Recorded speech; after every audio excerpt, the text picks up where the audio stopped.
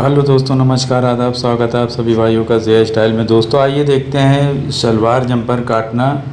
एक कलर का और इसका 4 मीटर कपड़ा है और इसकी साइज़ जो है वो बहुत बड़ी साइज़ है। तो सबसे पहले हम जंपर की लंबाई को इस तरह से एक साइड से कपड़े को और इसका जितना घेरा नाप का है उतना घेरे की चौड़ाई से 1.5 इंच जो है ज़्यादा कपड़ा रख के और इस तरह बिछा के उसके ऊपर लंबाई का निशान, तीरे का निशान, और ये देखिए सबसे पहले तो ये तीरे का निशान हम लगा रहे हैं यानी कि शोल्डर, और सीने का निशान यानी कि चेस्ट, और ये जो है कमर का निशान, वेस्ट, और उसके बाद जो है ये ब्रेस्ट जो है हिप का निशान जहाँ पे से चाक खुलती है। तो इस प्रकार से पहले सीधा निशान लगाया जाता है। उसके बाद फिर ये फाइनली जो निशान होता है कि कितने से मतलब तैयारी नाप चाहिए उतने हमने हिप का लगाया और उसके बाद कमर का, और उसके बाद दोस्तों हम ये सीने का यानी कि चेस्ट इस तरह से हम निशान लगा लेते हैं।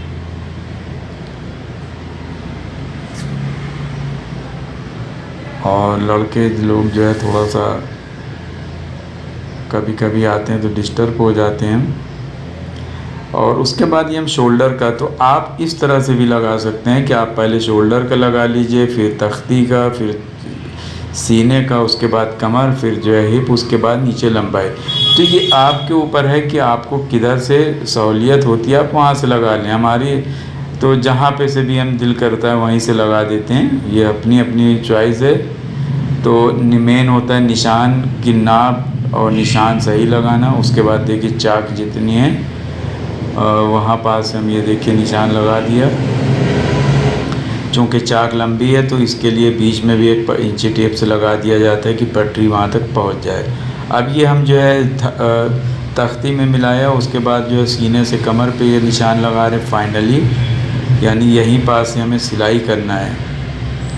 और उसके बाद दोस्तों जो है कमर से हम हिप के पास से मिला देंगे, और नाप जो है कापी पे लिखी रहती तो उसको बहुत गौर से देखना पड़ता है।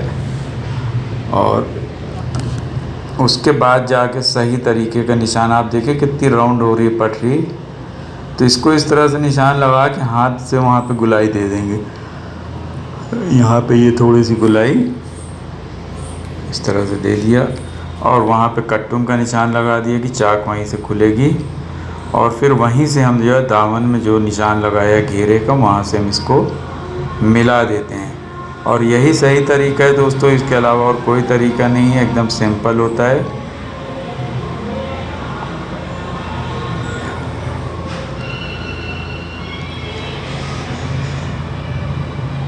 इस तरह से निशान लग गया, थोड़ा सा गोलाई को सही कर देते हैं। उसके बाद दोस्तों क्या करते हैं कि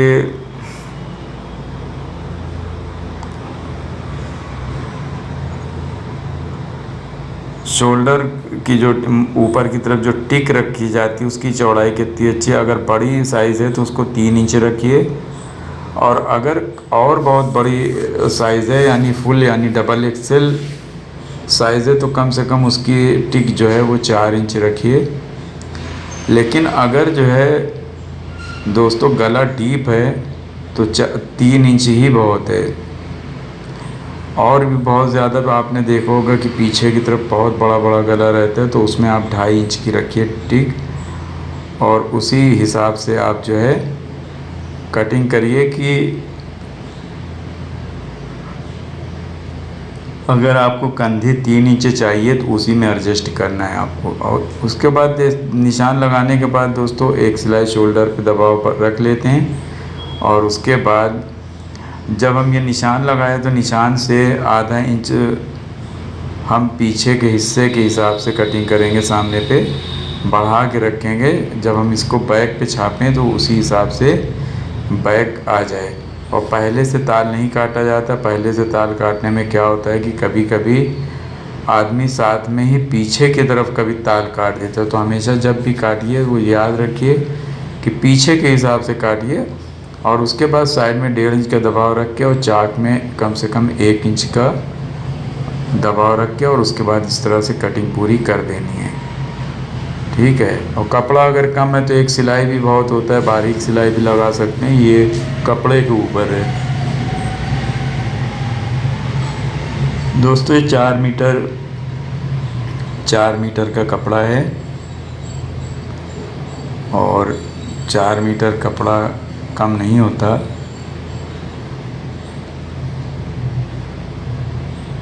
उसी में अगर आपने गलती कर दी है तो समझ लो कि वो गलती की वजह से भी कभी कभी ख़राब हो जाता है कपड़ा, तो कम पड़ जाता है। तो बहुत सावधानी के साथ कटिंग की जाती है कि ज़रा भी कहीं से भी गलत ना होने पाए। लगे हाथ देखिए हम कटिंग करने के बाद निशान लगा लेते हैं, जिसमें आसानी के साथ आप सिलाई कर लें।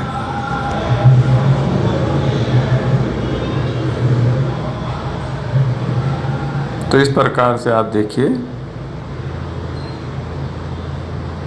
आ गया ये।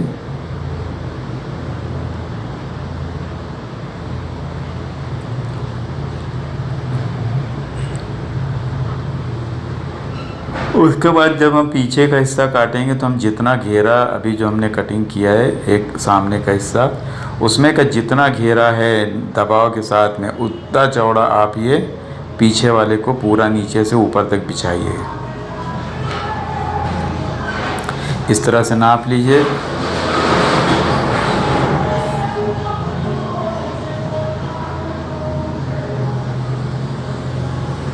इस तरह से नाप लिया।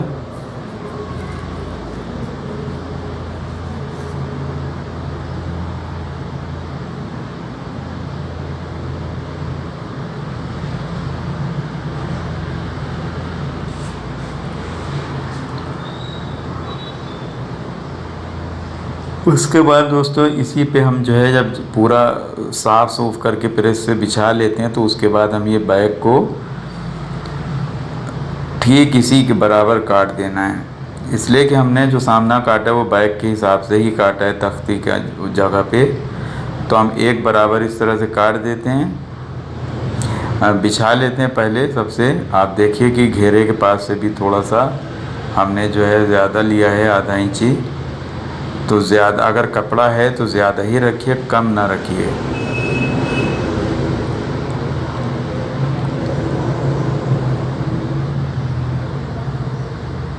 और फिर सेम इसी के ऊपर दोस्तों काट दीजिए एकदम बराबर से।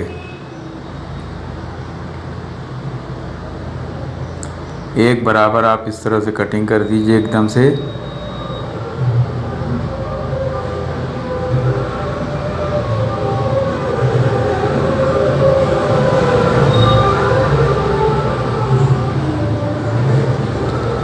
इस तरह से एक बराबर एकदम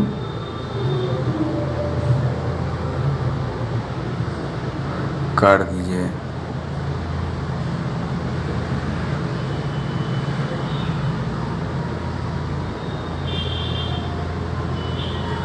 ये आपका सामना बैग कट गया। समझ लीजिए कि कमीज़ जो है पूरी फाइनली कट गई है।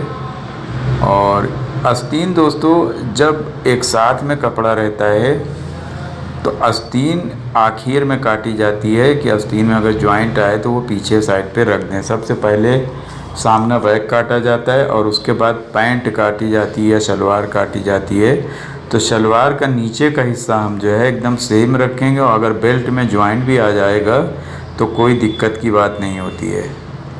ठीक है। तो आप इस तरह से ये सामना बैग काट के अलग हटा दें, और उसके बाद फिर हम जो है पैंट को बिछाएंगे और पैंट को काटेंगे। पैंट को बिछा लिया, पैंट की लंबाई नाप लेते हैं इलास्टिक का हिस्सा छोड़ के।